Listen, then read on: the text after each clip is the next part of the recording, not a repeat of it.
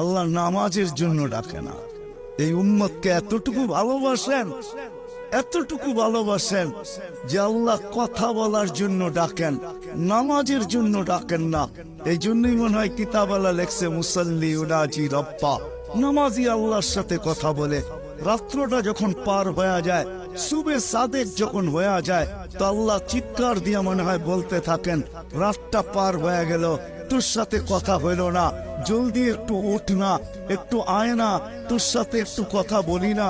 আবার যখন সকালেরটা ফজরেরটা শেষ হয়ে যায়, আবার দুপুর আসে, তখন যেন আল্লাহ বলতে থাকে, সেই সকালে কথা হইল, এখন তো দুপুর হয়ে গেল, তোর সাথে কথা হয় না, একটু আয় না, দুপুরে একটু কথা বলি না।